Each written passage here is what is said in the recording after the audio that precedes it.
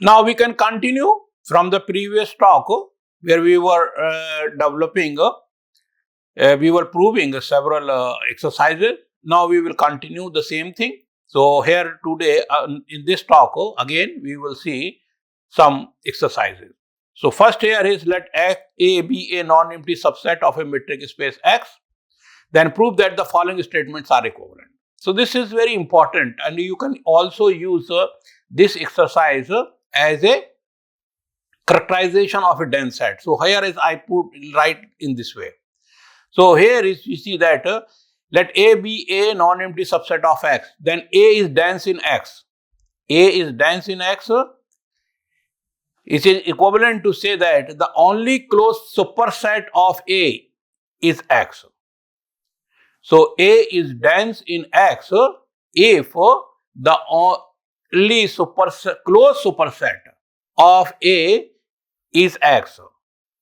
Okay, the second is the only open set disjoint from A. Every open set disjoint from A is empty set. The A intersects with every non-empty open set. This we have already given in the characterization. We have already proved A is dash if and only if A intersects with every non-empty open set. Or we have seen that the intersection of every non-empty open set is non-empty. So that is the same one. Okay. And now the D is equivalent to say that A intersects every open sphere. So because it is comes from every open sphere is an open set, so we can prove that both are equivalent, and this is equivalent to this. This we have already proved, and just you have to find out only the answer of the equivalent to with this one. So this you can prove by assuming by using the contradiction. Okay, so you can assume that there is some superset of a closed superset of A, okay, other than X, and then you will get the answer. So I hope that you can try it. Okay. So now take another exercise. So the next exercise is the following. Let Gn be a sequence of dense sets in a complete metric space X. Okay.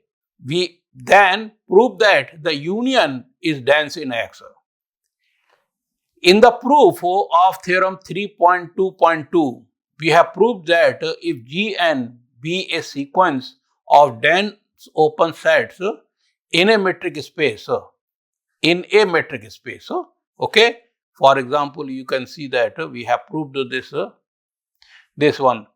Here is Gn be a sequence of dense open sets in a complete metric space, then the intersection is dense. Now what question is, what about the union, whether union is also dense or not?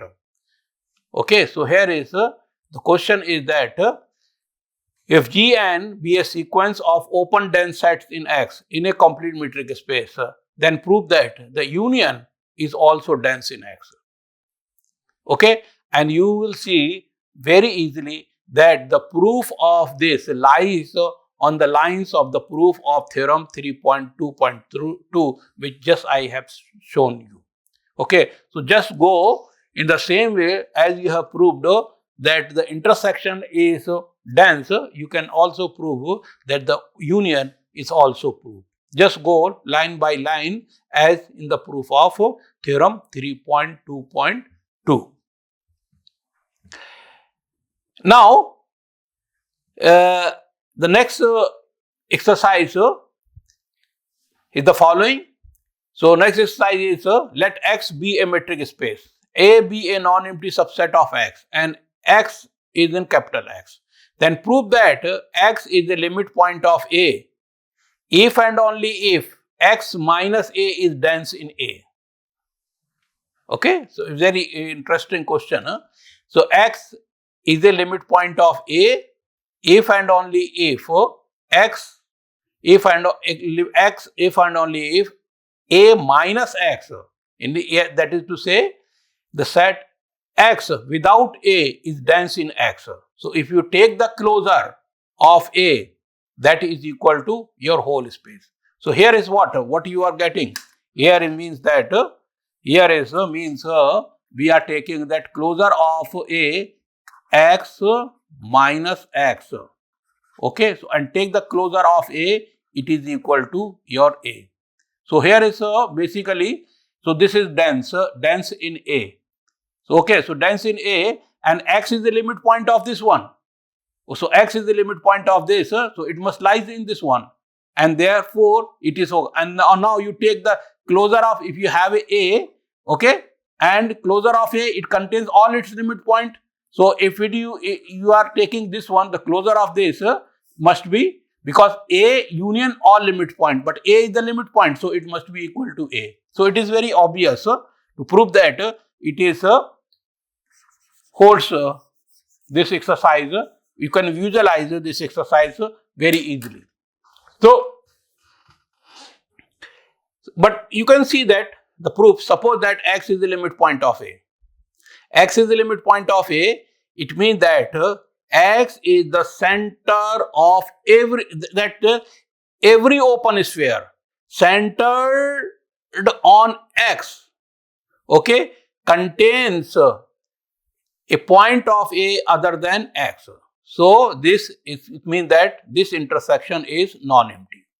Okay, this intersection is non-empty. It means that SRX intersection Y minus X is non-empty.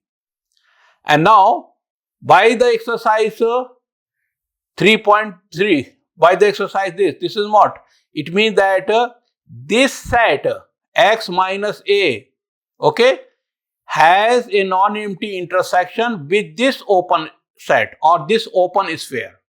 Okay, so A intersects with every open sphere. So we have proved that this intersects with this open sphere, and so X, okay, excluding A, is dense in A. So from here, from this exercise, we get this result.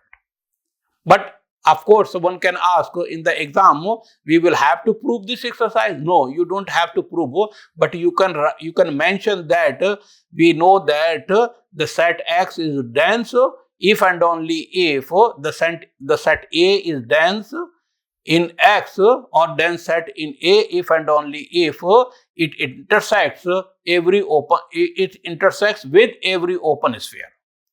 Okay. So this you can give the statement and then you can write it. For the converse, assume that this X excluding A excluding X is dense in A. Then again by this one, okay, we can say that this is dense in that. It means that it intersects with every open set. So A, for any R is greater than 0, SRX meets this set. That is to say, SRX minus X meets A. It means what? It means that X, so X for any R, okay, the open sphere, every open sphere with center X, okay, contains points of A other than X, and hence X is the limit point of A. So this way we can prove this statement. Okay, now let's come to the next exercise. The next exercise says that let XD be a metric space. Okay, XD be a metric space and Y be a subset of X. If Y is separable, and the closure of Y is equal to X.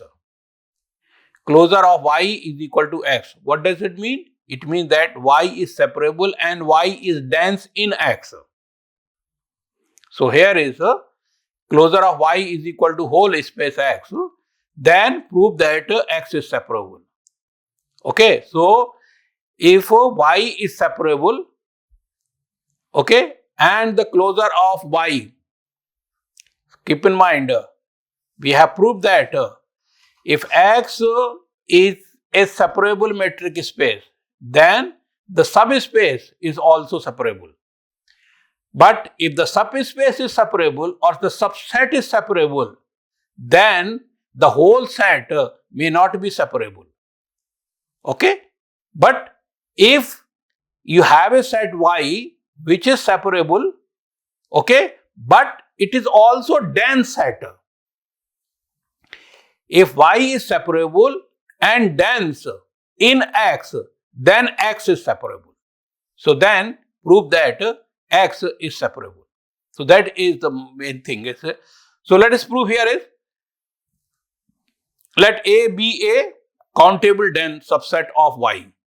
Okay, so you have to prove that this is separable, means it has a countable dense set.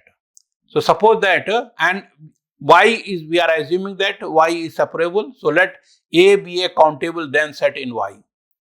Let X is in capital X and epsilon greater than 0 be given. And since the closure of Y is equal to X, that is Y is dense in X, there exists Y in Y such that the distance from Y to any X to this X is less than epsilon Y2. Okay, the distance between X and Y is less than epsilon Y2. Also, a dense set A is dense in Y. From here, A is dense in Y. So A is dense in Y, there exists Z in A such that the distance between Z and Y is less than epsilon by 2. And then by the triangular inequality, we can say that dxz is less than or equal to dxy plus dyz, and this term dxy is less than epsilon by 2 and dyz is less than epsilon by 2. So dxz is strictly less than epsilon. It follows that A is dense in X. Okay? So A is dense in X and hence X is separable. So this way we can prove this exercise. Okay, then you see we have seen several nowhere dense set, and nowhere dense set means a set, a subset of a metric space X is nowhere dense set if the closure of the interior of the closure of A is empty. It means that the closure of A contains no interior point. Okay, keep in mind the closure of A contains no interior point, or A closure interior of closure of A is empty. So this way we have given you several things, and then we prove that the set A is nowhere dense set if and only if the complement of closure of A in X is dense in X. So that is that provide the relation between nowhere dense set and dense set. But there is no direct. If set X is set A is dense, then we cannot say it is nowhere dense set. So any subset of nowhere dense set is nowhere dense set. Okay. The second thing is if a set is nowhere dense set, okay, then there we cannot say that it is nowhere dense set, so it is not dense. Okay, not dense does not mean nowhere dense. Okay, so this we have already seen. Then we have given the definition of first category. So a metric space X is first category if it is countable union of nowhere dense set. If it is countable union of nowhere dense sets. Okay, otherwise a metric space is called first category. And then we have proved this very important result that is known as bare category theorem, that every complete metric space is of second category. Okay, second category means so second it is a countable union. Second category means that a set which cannot be written as a countable union of nowhere dense set. A set which cannot be written as a countable union of nowhere dense set, and we have proved in as a bare category theorem that every complete metric space is of second category. Okay, that is, it cannot be written as a countable union of nowhere dense sets. Okay, and then here is let me see the exercise. So basically This exercise provides the characterization of nowhere dense set. Okay, nowhere dense set. So let A be a subset of a metric space X. Then prove the following statement are equivalent. That is, A is nowhere dense set in X. Equivalent to say that the closure of A does not contain any non-empty open set. The closure of A does not contain any non-empty open set. So this is very obvious because the nowhere dense set means what? Nowhere dense set means that the closure of A this is equal to empty set. So this is the nowhere dense set. It means that the closure of A does not contain any, because the does not contain any open set.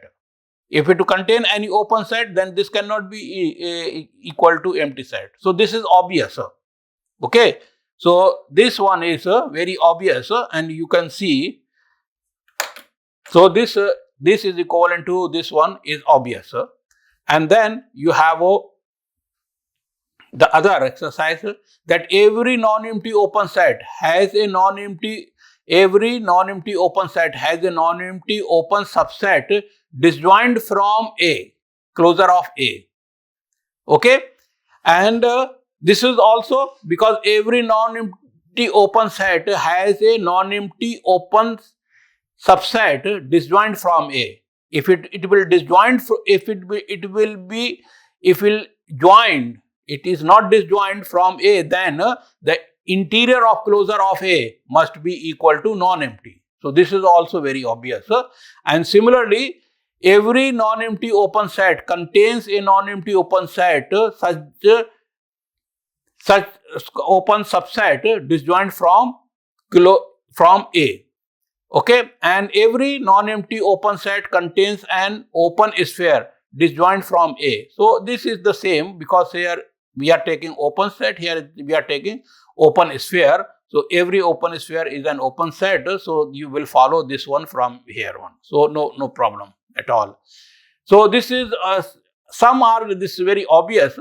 Okay, and but you have to give the proof in a systematic way. But all these are means this exercise is obvious. You have to prove and you have to give the answer in a very systematic way. Otherwise, it is okay, no problem. Now, prove that the Cantor set is nowhere dense set. And as I mentioned that the definition of the Cantor set is already given in the appendix. So first you see the definition of the Cantor set, and then you can try to find out the solution of this exercise. The next exercise is the following. So the next exercise is let X be a metric space. Then prove that a closed set F is nowhere dense set. The closed set X is nowhere dense set if and only if it does not contain any open sphere. Now look here. This is also very obvious. How it is obvious? Because it nowhere dense set. So the definition of the nowhere dense set is the closure of this interior is equal to empty. It means that the closure of A, and here is we are taking what? We are taking F is closed. So suppose F is closed. So F is closed. It is the closure of this. So interior of this is equal to empty. So interior of this is empty, is nowhere dense if and it does not contain any open sphere. So because the interior of this is empty, so it will not contain any open sphere. Because if it contain any open sphere, then the point, the center of the open sphere must be an element of this set, which means that is contradicting that it is non-empty. So this is also very obvious. But again, you will have to write in a nice way as an exercise. Okay. So this you can see. So this is also very obvious, but you have to write. So let us take if F contains an open sphere, then obviously it is not nowhere dense set. Okay, just as I have mentioned. So assume that for the converse, assume that F does not contain any open sphere. Okay, given a non-empty open set G, we know that F cannot be contained in G as G contains open sphere. Okay, and F does not. Pick an element X in G that is not in F. Now, since F is closed, so F is closed, so there is R1 is greater than 0 such that the open sphere with center at X radius R1 does not intersect F. And since F is open, there exists R2, okay, because here is R2 such that S R2X is contained in G1. And now choose R is equal to minimum of R1 and R2. And then you will see that the open ball with center at X and radius R is contained in G and does not intersect F. And hence F is nowhere dense set. So this way we can prove the converse part. Here is we have another exercise which is quite relative to the one which we have already proved that a set is nowhere dense set. Is this one? The X A set A is nowhere dense set if and only if the complement of closure of A is dense. A is nowhere dense set if and only if the complement of closure of A is dense. Okay, so this we use this exercise and then so we can say that let A be an open subset of a metric space X. A open subset of a metric space X. Prove that A is dense in X. A is dense in X if and only if the complement of A is nowhere dense set in X. Okay, so it is similar, the proof of this is similar to that the proof of that theorem. So it is almost, it lies on the lines of the proof of that theorem. So you can try it by following the proof of that theorem. The next exercise is that prove that a finite union of nowhere dense sets in a metric space X is nowhere dense set. Finite union of nowhere dense set. Okay, finite union of nowhere dense set is a nowhere dense set. So let us take for the simplicity we can take let A1, A2 be nowhere dense subsets of a metric space X. And let G be an arbitrary open set in X. Okay, and then here is every non-empty open set contains a non-empty open subset disjoint from A. Okay, so from this exercise there exists an open set G1 in G such that G1 intersection A1 is empty. Similarly, we can say that there exists an open set G2 in G1 and G1 is subset of G such that G2 intersection A2 is non-empty. And now since G2 intersection A1 union A2 is equal to G2 intersection A1, G2 union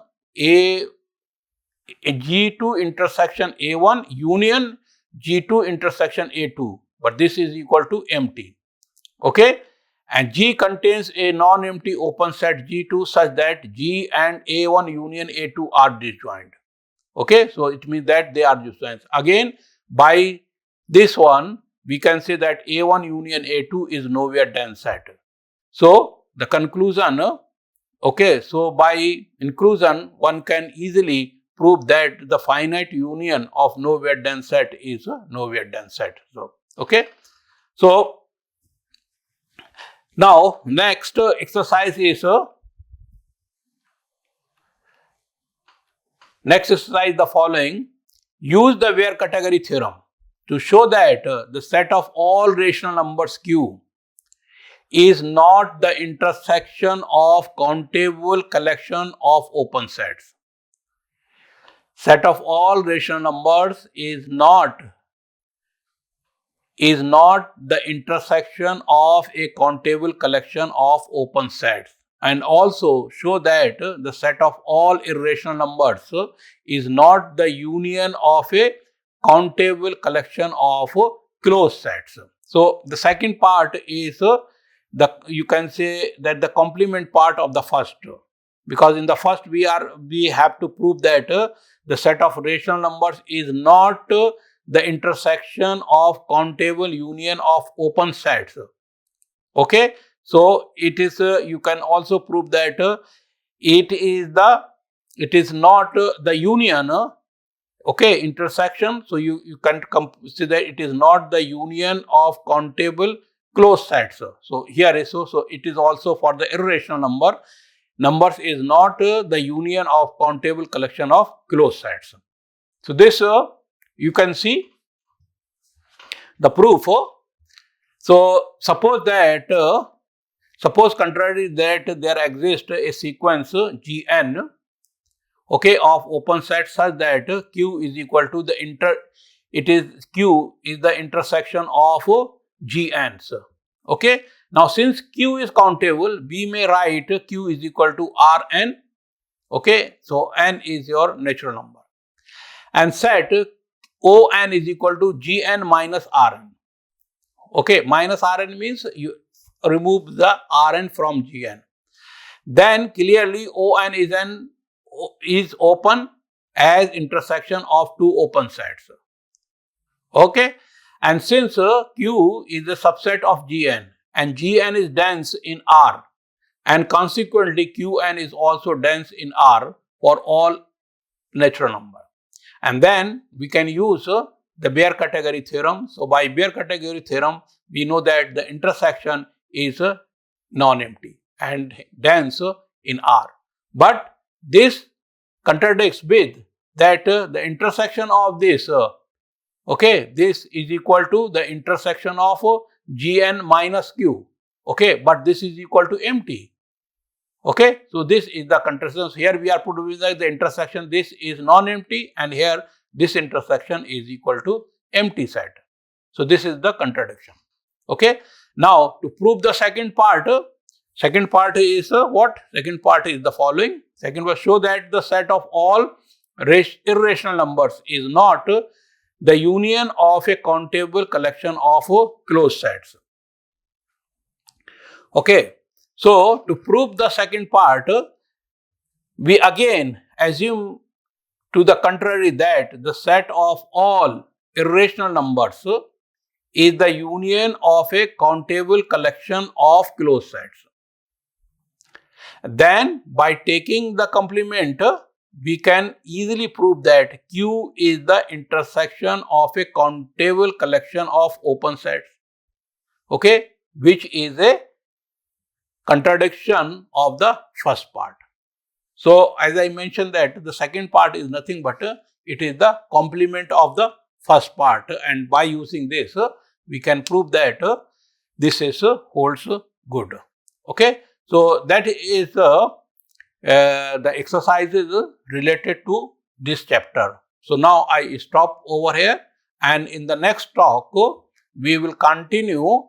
We will discuss some MCQs. And keep in mind, as I have mentioned, in the MCQs, you can try to develop MCQ by yourself, because there are a large number of MCQ can be framed from any chapter or from any means within the exercise, and by using the definitions, by using the examples, results. So I will give some MCQs, and you can see and you can develop some MCQs, or you can see that how we can develop MCQs or how we can find the MCQs and their results. So that we will discuss in our next talk. So thank you very much.